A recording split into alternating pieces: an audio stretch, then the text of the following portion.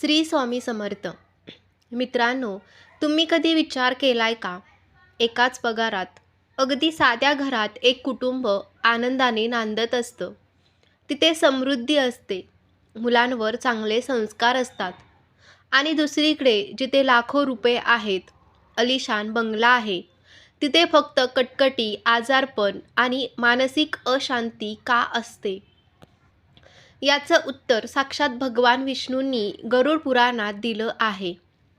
भगवान विष्णू गरुड देवाला म्हणतात, हे खगेश्वरा, ज्या घरात एक आदर्श पत्नी असते, तिथे मला स्वतःला वैकुंठातून येऊन राहावंसं वाटतं. एक स्त्री घराला स्वर्ग बनवू शकते किंवा तिची एक चूक घराला नरकात लोटू शकते. आजचा हा व्हिडिओ तुमच्या आयुष्यातील सर्वात महत्त्वाचा व्हिडिओ ठरणार आहे.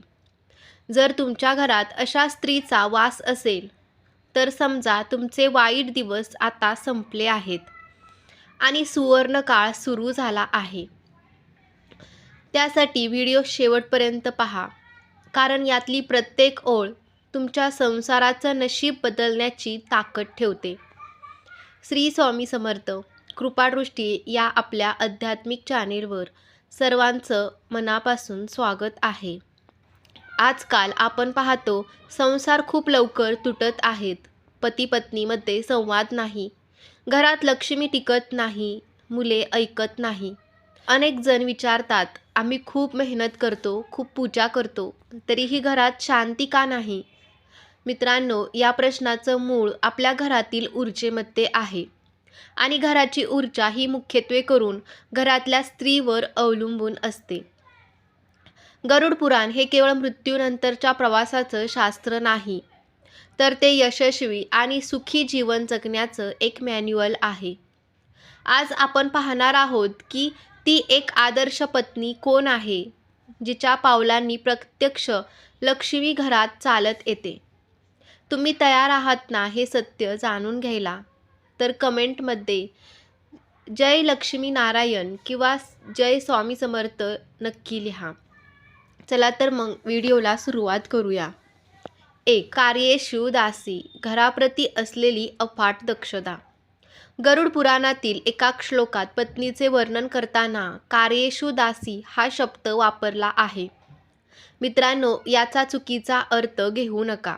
इथे दासी म्हणजे गुलाम नाही, तर ज्या स्त्रीमध्ये घराप्रती समर्पण आणि सेवाभाव आहे, अशी स्त्री.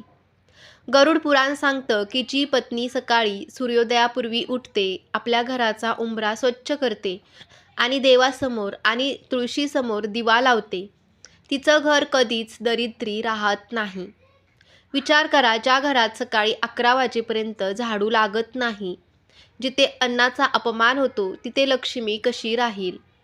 ज्या पत्नीला माहिती आहे की माझ्या मुलांच्या तब्येतीसाठी काय चांगलं आहे, पतीच्या कामाचा ताण कसा कमी करायचा आहे आणि घराला स्वच्छ कसं ठेवायचं आहे, ती स्त्री साक्षात अन्नपूर्णा असते. माता भगिनींनो, रोज सकाळी अंघोळ झाल्यावर उंबऱ्याला हळद कुंकू लावा. हे फक्त 21 दिवस सलग करून पहा. तुमच्या घरातील नकारात्मकता कशी बाहेर पडते आणि घरात प्रसन्नता कशी येते, हे तुम्ही स्वतः अनुभवाल. 2. मृदुभाषिणी. जिच्या वाणीत साक्षात सरस्वतीचा वास आहे. दुसरा अत्यंत महत्त्वाचा गुण म्हणजे मृदुभाषिणी.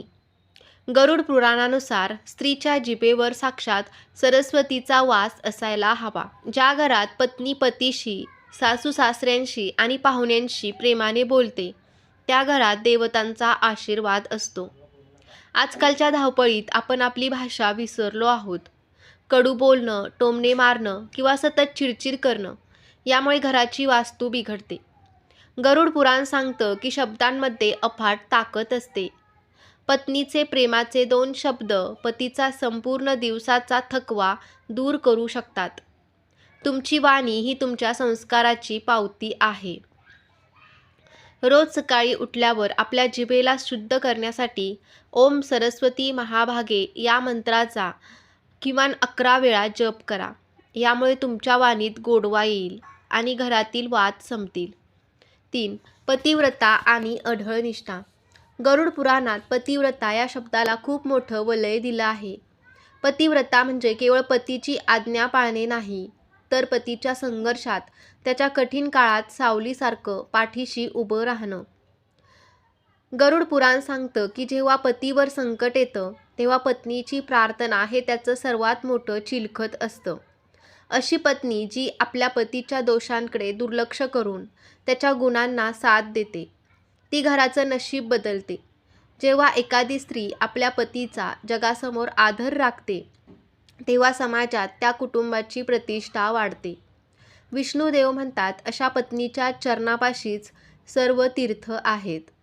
दर शुक्रवारी देवी महालक्ष्मीची पूजा करा आणि पती पत्नीने एकत्र बसून किमान 5 मिनिटं देवाचे नामस्मरण करा. यामुळे तुमच्यातील प्रेम आणि निष्ठा अधिक घट्ट होईल. 4. धर्मपरायण, जी घराची आध्यात्मिक गुरु आहे. चौथा आणि सर्वात शक्तिशाली गुण म्हणजे धर्मपरायणता. गरुड पुराणानुसार स्त्री ही घराचा आध्यात्मिक आधारस्तंभ आहे. तिने केलेले व्रत, तिची भक्ती ही फक्त तिच्यासाठी नसते, तर ती 7 पिढ्यांच्या उद्धारासाठी असते. ज्या घरात स्त्री दररोज देवाचं नाव घेते, संकष्टी एकादशीचं महत्त्व जाणते आणि आपल्या मुलांवर कुलधर्म, कुलाचार यांचे संस्कार करते, ते घर साक्षात मंदिर बनतं. आजच्या काळात मुलं बिघडत आहेत, कारण घरातील भक्ती कमी झाली आहे. ज्या घरात आई स्वामीचरित्र वाचते किंवा गुरुचरित्र ऐकते, तिथे नकारात्मक शक्ती कधीच प्रवेश करू शकत नाही. घरात किमान एकदा तरी स्वामी समर्थ मंत्राची धून लावा. 5. काटकसर आणि लक्ष्मीचे व्यवस्थापन. गरुड पुराण हे व्यावहारिक देखील आहे. यात स्पष्टपणे सांगितलं आहे की जी पत्नी अन्नाची नासाडी करत नाही आणि पतीच्या कष्टाच्या पैशाचा योग्य वापर करते, तिथे लक्ष्मी स्थिर राहते. जी स्त्री कर्कश नाही तर काटकसर आहे, ती संकटाच्या काळासाठी नेहमी तयार असते.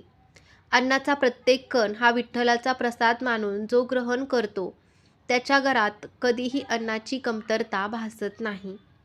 स्वयंपाक करताना नेहमी देवाचे नाव घ्या. जेवणात तर चव येईलच, पण ते अन्न प्रसाद बनेल, ज्यामुळे घरातील लोकांचे विचार शुद्ध होतील. मित्रांनो, आता मी तुम्हाला एक अशी कथा सांगणार आहे, जी ऐकून तुमच्या डोळ्यात पाणी आल्याशिवाय राहणार नाही. ही कथा आहे एका साध्या गावातील सुलोचना नावाच्या माऊलीची. सुलोचनाचे पती विनायक खूप कष्टाळू होते, पण त्यांचं नशीब त्यांना साथ देत नव्हतं. सतत नुकसान, आजारपण आणि गरिबी यामुळे विनायक हताश झाले होते. एकदा तर त्यांच्या घरात खायला दाणाही नव्हता. विनायक चिडून म्हणाले, देवाला आपली काहीच दया येत नाही, सगळं संपले आता. पण सुलोचना शांत होती. ती गरुड पुराणातील या 4 गुणांनी जगत होती. तिने पतीला सांगितलं, धैर्य सोडू नका. जोपर्यंत माझ्या हातात हे मंगळसूत्र आहे आणि मुखात देवाचं नाव आहे, तोपर्यंत मी तुम्हाला काहीही होऊ देणार नाही. तिने आपल्या वाट्याचं जेवण पतीला दिलं आणि स्वतः पाणी पिऊन झोपली. रात्री सुलोचना देवासमोर रडली. तिने मनोभावे प्रार्थना केली आणि चमत्कार झाला. त्याच रात्री विनायक यांना स्वप्नात साक्षात गरुड देवाचे दर्शन झाले. गरुड देव म्हणाले, विनायक, तू खूप नशिबान आहेस. तुझ्या नशिबात दारिद्र्य होतं, पण तुझ्या पत्नीच्या धर्मपरायण आणि पतिव्रता गुणांमुळे तुझं प्रारब्ध बदललं आहे. तिची भक्ती तुझ्या संकटांना अडवून उभी आहे. दुसऱ्या दिवसापासून विनायक यांच्या कामात प्रगती होऊ लागली. मित्रांनो, ही केवळ कथा नाही, तर हे सत्य आहे. आजही अनेक घरात अशा सुलोचना आहेत, ज्या आपल्या शांत स्वभावाने आणि भक्तीने घराचा डोलारा पेलत आहेत. जर तुमची पत्नी अशी असेल, तर तिचा अपमान कधीही करू नका, कारण ती तुमचं रक्षण कवच आहे. तर मित्रांनो, गरुड पुराणातील हे अमूल्य ज्ञान आज आपल्याला मिळालं. एक आदर्श पत्नी ही घराचं नशीब असते. जर तुमच्या पत्नीमध्ये यातले 2 गुण जरी असतील, तर समजा तुमच्यावर देवाची मोठी कृपा आहे. तुम्हाला हा व्हिडिओ कसा वाटला कमेंटमध्ये नक्की सांगा. व्हिडिओ मनापासून आवडला असेल तर याला एक लाईक नक्की करा. आपल्या कृपादृष्टी चॅनेलला सबस्क्राईब करा.